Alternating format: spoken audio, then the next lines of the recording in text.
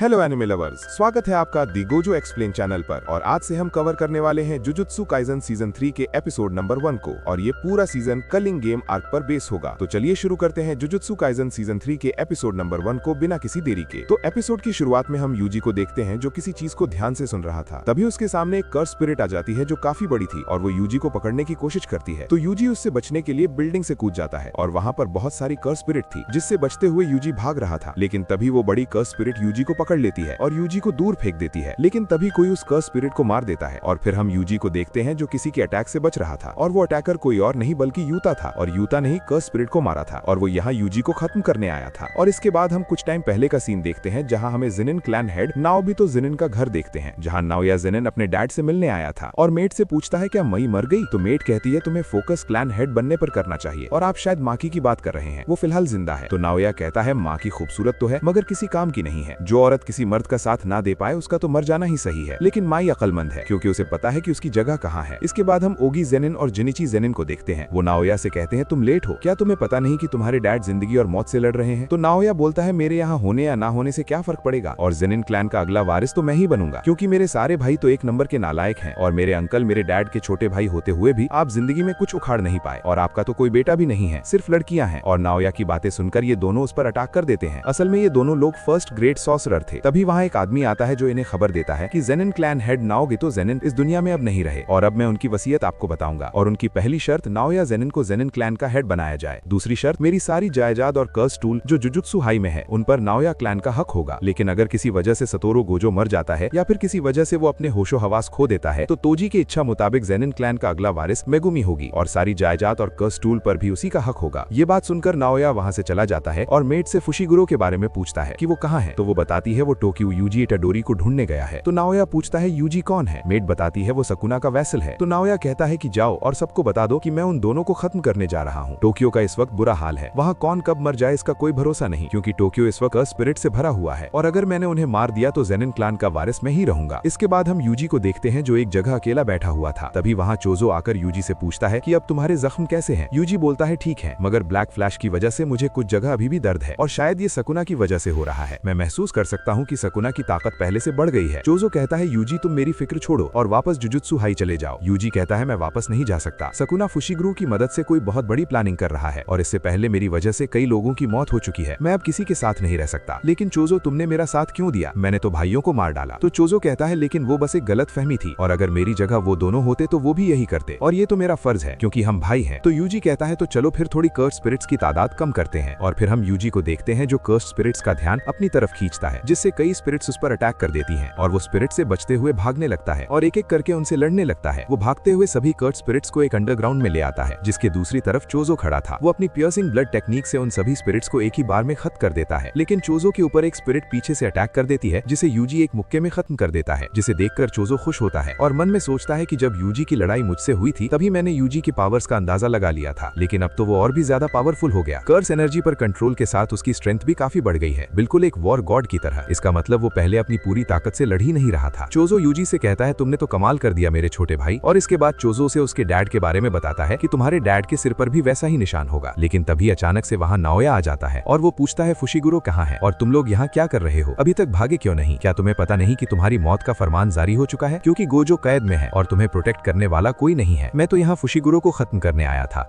लेकिन लगता है पहले तुम्हें खत्म करना पड़ेगा। तभी वो यूजी के पीछे आ जाता है और एक जोर का मुक्का मारता है जिसे देख चोजो उस पर अटैक कर देता है, लेकिन नाओया उसे डॉज करके उसके ऊपर मुक्कों की बारिश कर देता है। यूजी कहता है इसकी रफ्तार बहुत तेज है। चोजो बोलता है ये शायद इसकी टेक्निक है। नाओया मन में सोच रहा था इस सकुना के वेसल में कुछ तो बात है, मगर ये जो इसके साथ है वो कौन है। लगता है मुझे अपनी स्पीड और तेज करनी होगी। लेकिन तभी इन्हें खतरनाक कर्स एनर्जी महसूस होती है और यूजी को लगता है कि ये गोजो है, लेकिन ये कर्स एनर्जी उससे भी खतरनाक थी। तभी वो पीछे मुड़कर देखता है तो वहाँ पर यूता था और वो बिल्डिंग से छलांग लगाकर जमीन में गड्ढा कर देता है, जिसे देखकर नाओया कहता है मैं तुम्हारी तरफ हूँ, तुम तो यूता हो। नाम सुनकर यूजी भी उसे पहचान जाता है कि ये तो सेकंड ईयर स्टूडेंट है जो एक स्पेशल ग्रेड सोर्सरर है, बिल्कुल गोजो सर की तरह। नाओया कहता है मुझे भी तुम्हारी तरह यूजी को खत्म करने के लिए भेजा गया है, लेकिन मैं तुम्हारे काम के बीच नहीं आऊंगा। चोजो यूजी से कहता है तुम यहाँ से भाग जाओ। नाओया को मैं रोकने की कोशिश करता हूँ। यूजी कहता है क्या तुम उन दोनों को संभाल पाओगे। नाओया यूता से कहता है क्या तुम यूजी को खत्म करने के बाद उसकी मौत की खबर ऊपर थोड़ी देर बाद पहुंचा सकते हो। चोजो कहता है मैं उन दोनों को संभालने की कोशिश करता हूँ, लेकिन तुम बस यूता से बचने की कोशिश करो। उसकी पावर्स बिल्कुल गोजों की तरह लग रही हैं और और यूता नाओया की बात मान जाता है और कहता है ठीक है, एक को तुम संभालो और दूसरे को मैं। ये सुनकर यूजी वहाँ से भागने लगता है, लेकिन यूता की रफ्तार बहुत तेज थी और चोजो अपनी ब्लड टेक्निक से नाओया पे अटैक कर देता है, लेकिन वो बच जाता है और बोलता है ये तो ब्लड मैनिपुलेशन टेक्निक है, लेकिन ये पावर तुम्हारे पास कहाँ से आई? लेकिन इसमें पियर्सिंग ब्लड के अलावा कुछ भी नहीं है और इसको चार्ज होने में भी काफी टाइम लगता है, तो तुम्हारा खेल खत्म। लेकिन चोजो कहता है खत्म तो तुम होने वाले हो, तुम्हें क्या लगता है मेरे भाई पर अटैक करने के बाद मैं तुमको छोड़ दूंगा? और इसके बाद हम यूता को देखते हैं जिसने यूजी को पकड़ लिया था और फिर उन दोनों में फाइट स्टार्ट हो जाती है और वो दोनों लड़ते हुए बिल्डिंग से बाहर आ जाते हैं। यूजी उसे देखकर ये सोच रहा था कि ये ज्यादा ताकतवर नहीं है, लेकिन इसकी कर्स एनर्जी बहुत ज्यादा है। ये अपनी स्ट्रेंथ से नहीं बल्कि अपनी कर्स एनर्जी को अपनी ताकत बना रहा है। इसका तरीका मुझसे बिल्कुल उल्टा है। यूता कहता है क्या तुमने गौर किया, मेरी कर्स एनर्जी गोजो सर से भी ज्यादा है, लेकिन उनके पास 6 आईज पावर है जिससे उनकी कर्स एनर्जी खत्म नहीं होती। मेरी कर्स एनर्जी खत्म हो सकती है लेकिन गोजो सर की कभी नहीं। इसके बाद यूता और यूजी लड़ने लगते हैं और यूजी उसके हमलों को समझ नहीं पा रहा था क्योंकि यूता की कर्स एनर्जी लगातार बढ़ती जा रही थी, जिसकी वजह से उसका किया गया हर एक हमला जानलेवा था और वो साथ ही अपने ऊपर हुए किसी भी हमले को बेअसर कर रहा था। लेकिन यूजी भी इतनी जल्दी हार मानने को तैयार नहीं था और वो कहता है मैं इतनी जल्दी नहीं मर सकता, और इतना कहकर वो वहाँ से भागने लगता है और यूता उसका पीछा कर रहा था, जिससे बचने के लिए यूजी भी एक चाकू उठा लेता है। उसे गोजो की एक बात याद आती है कि कुछ जादूगर ऐसे भी होते हैं जो सिर्फ हथियार का इस्तेमाल करते हैं, लेकिन उसके लिए भी तुम्हें अपनी कर्स एनर्जी को कंट्रोल करना आना चाहिए। और इसके बाद यूजी उस चाकू में कर्स एनर्जी भरकर यूता की कटाना को रोक लेता है, लेकिन यूता बोलता है तुम्हारा पूरा ध्यान मेरी कटाना पर है, और वो यूजी के पेट में एक जोरदार लात मारता है। लेकिन यूता यूजी के ऊपर चाकू से अटैक करते हुए लात मारकर उसकी कटाना को तोड़ देता है, जिससे यूता हैरान हो जाता है। आखिर यूजी भी गोजो का ही स्टूडेंट है तो वो इतनी जल्दी हार नहीं मानेगा। यूता के पास अब कोई हथियार नहीं था, जिसका फायदा उठाने के लिए यूजी दौड़ते हुए उस पर अटैक करने जा रहा था, लेकिन तभी उसे पीछे से रीका पकड़ लेती है और पूछती है तुम ये क्या कर रहे हो? तो यूता कहता है हम तो बस खेल रहे थे, और यूजी को समझ नहीं आ रहा था कि ये रीका यहाँ कैसे आ गई। यूता रीका से यूजी को कसकर पकड़ने को बोलता है, जिससे यूजी अब हिल नहीं पा रहा था, और यूता अपनी टूटी हुई तलवार यूजी के सीने में घुसेड़ देता है और बोलता है मुझे माफ कर देना यूजी इतादोरी। और इसी के साथ ये एपिसोड खत्म हो जाता है। तो दोस्तों आपको ये एपिसोड कैसा लगा अपनी राय कमेंट में जरूर बताइए। अगर वीडियो पसंद आया हो तो लाइक और शेयर करना ना भूलें, और अगर आप हमारे चैनल द गोजो एक्सप्लेन पर नए हैं तो चैनल को सब्सक्राइब करके बेल आइकन जरूर दबा दीजिए। मैं आपसे बहुत जल्द मिलूंगा अगले वीडियो के साथ। Good bye.